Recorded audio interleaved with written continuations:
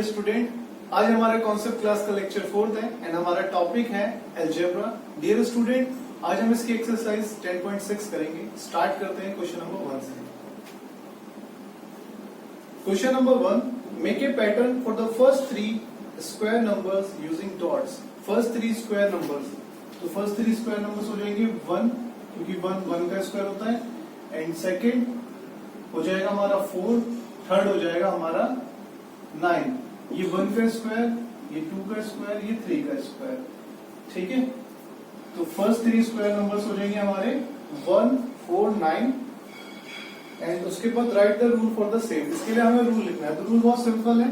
अगर मैं n ले लूं और n का स्क्वायर करूं, वेयर जहां मैं लिखूं n equals to 1, 2, 3, 4 and as so on.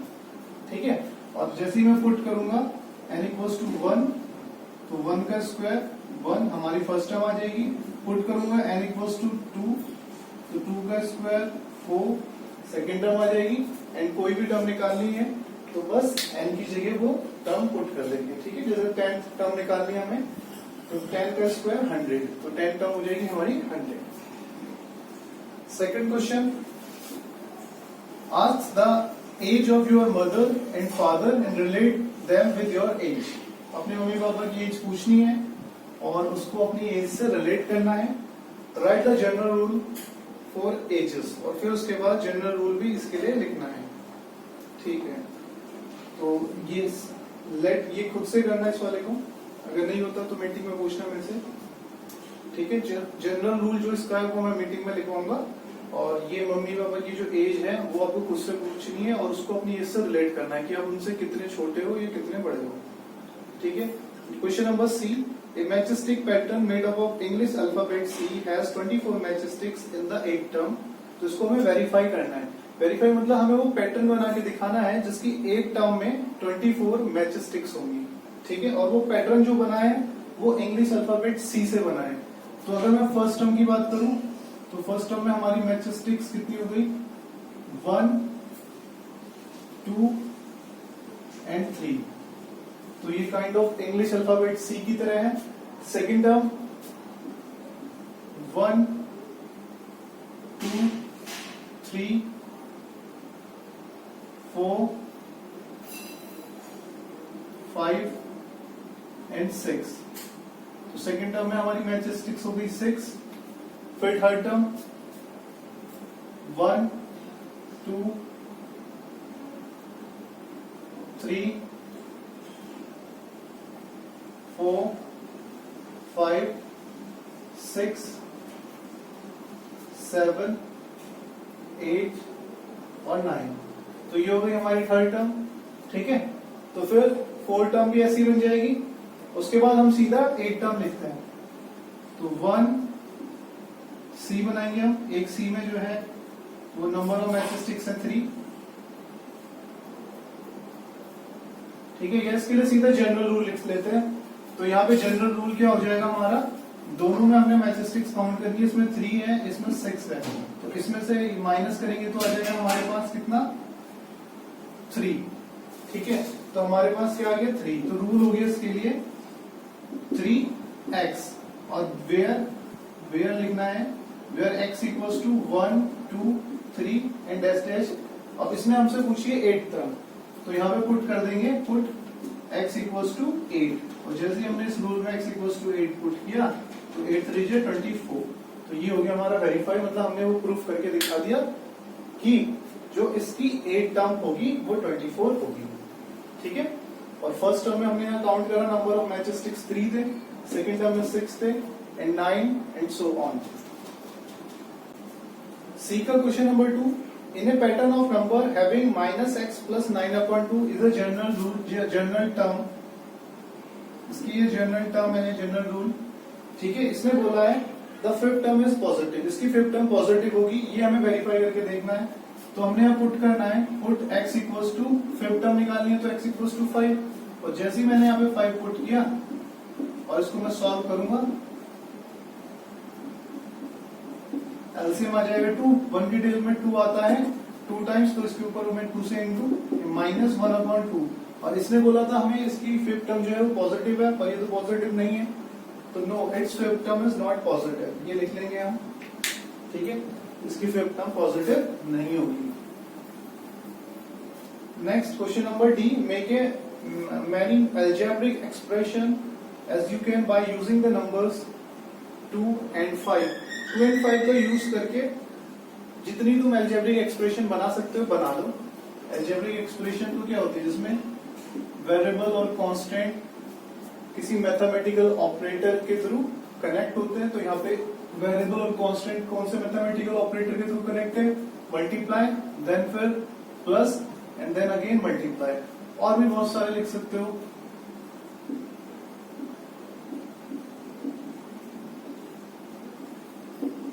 ठीक है, बहुत सारे इक्वेशन एक्सप्रेशंस बन सकते हैं। उसके बाद read the following statement and answer the question. Following statement पढ़नी है और उसके क्वेश्चंस जो हैं उनके आंसर करने हैं। बोला x years represent the present age of Ravi, and Ravi की जो प्रेजेंट एज है अगर वो एक्स ईयर है,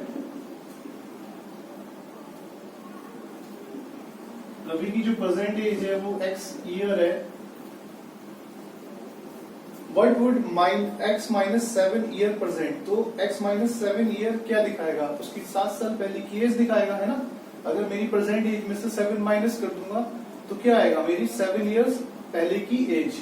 तो यहाँ पे लिखेंगे x minus 7 will represent his 7 years ago as.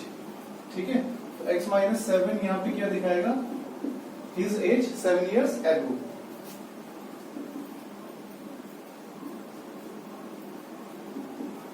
तो 7 ईयर्स पहले जो उसकी एज होगी उसको दिखाएगा। Next question, y represent the age of Priyanka 5 years ago. अगर y जो है नेक्स्ट क्वेश्चन में y जो है प्रियंका की 7 साल पहले की एज, 5 ईयर्स पहले की एज को दिखाता है,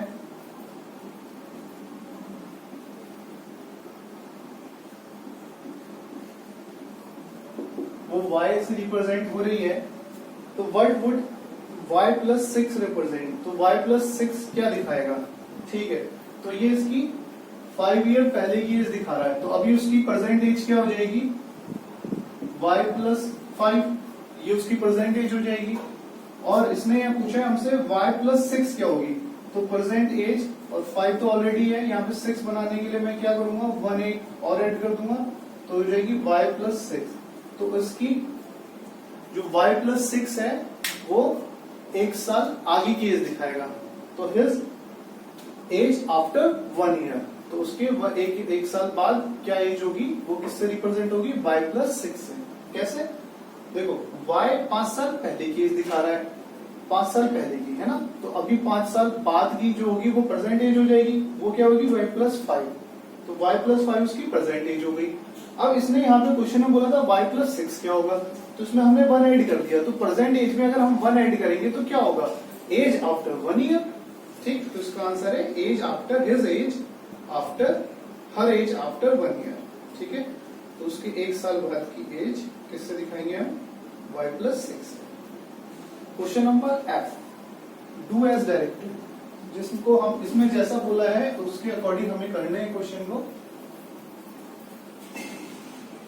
सबसे पहले mister Roy buys potato at 12 पर केजी। मिस्टर रॉय ने पोटैटो खरीदे 12 पर केजी के हिसाब से, मतलब 1 किलो 12 रुपए के, एंड ऑनियंस एट 14 पर केजी, एंड अनियंस खरीदे 14 पर केजी, मतलब 1 केजी 14 रुपए के।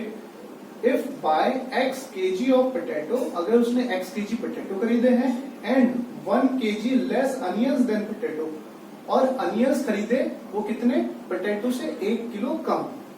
Find the algebraic expression for his expenditure, तो उसका कितना खर्चा हुआ उसके लिए अलजेब्रिक एक्सप्रेशन हमें बनाना है। ठीक है, तो सबसे पहले इसने जो हमको दिया है, जैसे क्वांटिटी दी है इसने कि x केजी पोटैटो, तो यहाँ पे लिखेंगे क्वांटिटी ऑफ पोटैटो, क्वांटिटी मतलब मात्रा, कितने उसने खरीदे, तो क्वांटिटी ऑफ पोटैटोज वो हो जाएगी हमारी x, and quantity of onion वो हो जाएगी हमारी x से 1 किलो कम। इसने बोला था कि 1 kg less onions than potato, तो मतलब उसमें जो अनियंस खरीदे वो पोटैटो से 1 kg कम खरीदे। ठीक, अब इसने बोला कि 12 रुपए पर केजी के हिसाब से इसने पोटैटो खरीदे, मतलब 12 रुपए पर केजी के हिसाब से पोटैटो खरीदे हैं। तो cost, total cost of potatoes, total cost of potatoes कितनी हो जाएगी? x केजी खरीदे कितने के हिसाब से? 12 के हिसाब से, तो 12 इंटू एक्स, तो 12x हो गई उसकी टोटल कॉस्ट पोटैटो की। ऐसी total cost of onion, onion कितने खरीदे? x माइनस 1 खरीदे कितने के हिसाब से? 14 के हिसाब से, तो 14 इंटू, अगर मैं टोटल क्वांटिटी की मल्टीप्लाई कर दूंगा तो टोटल कॉस्ट आ जाएगी। जैसे आपने 2 पेन खरीदे, एक पेन 10 रुपए का, अगर मैं बोलूं कितने टोटल रुपए खर्चे हुए, तो 10 इंटू 2 20 रुपए टोटल खर्चा। तो यहाँ मैं यही कर रहा हूँ, टोटल क्वांटिटी मल्टीप्लाई 1 किलो या 1 केजी कितने का खरीदा, ठीक है, 14 का। तो अब उसने हमसे पूछा है टोटल कितना खर्चा हुआ, तो टोटल एक्सपेंडिचर, एक्सपेंडिचर मतलब खर्चा, तो एक्सपेंडिचर, टोटल एक्सपेंडिचर खर्चा कितना हो गया उसका? इतने रुपए तो उसके पोटैटो में खर्च हो गए एंड इतने रुपए उसके अनियन में खर्च हो गए, तो दोनों को अगर मैं ऐड कर दूं तो टोटल उसका खर्चा जितना हुआ वो निकल के आ जाएगा। ठीक है, next question number 2। Question number 2, question number 2 में बोला है after 5 years the sum of the ages of Reema and Neha will be 30। 5 साल बाद रीमा एंड नेहा की एज का सम वो 30 हो जाएगा।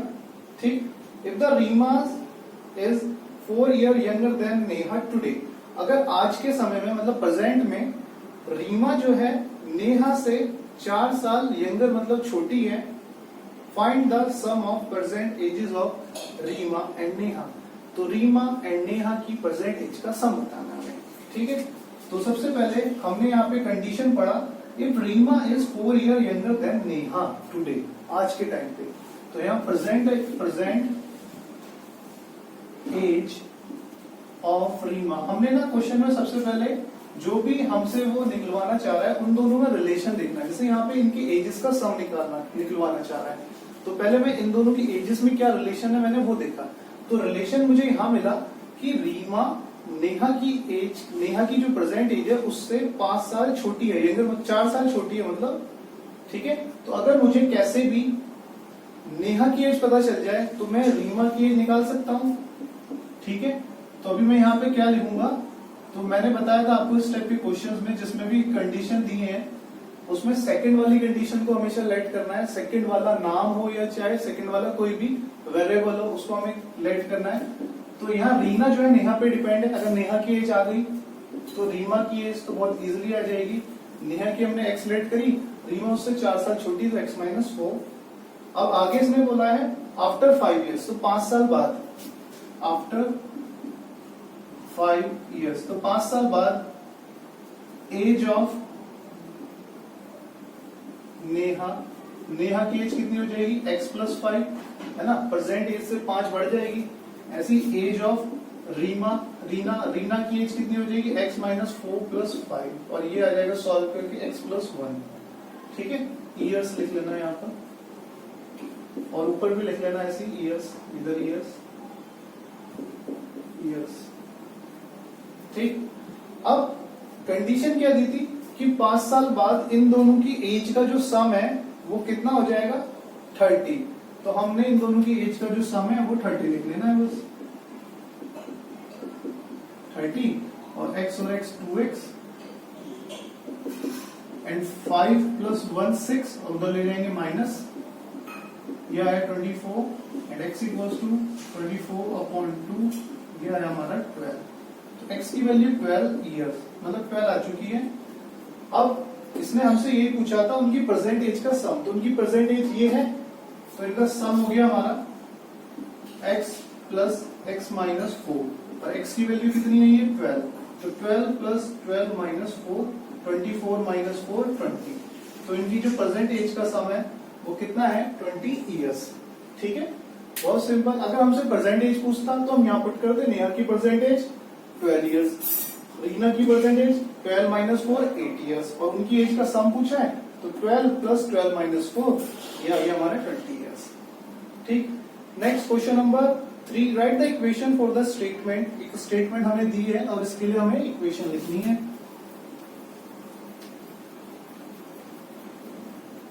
तो स्टेटमेंट है,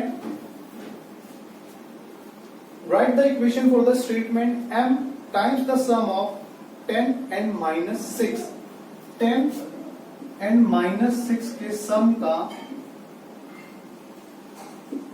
m टाइम्स, मतलब m से मल्टीप्लाई, ठीक है, इज 3 टाइम्स, इज मतलब इक्वल्स टू, वो है 3 टाइम्स, किसका 3 times, sum of 2 and m, sum of 2 and m का 3 टाइम्स।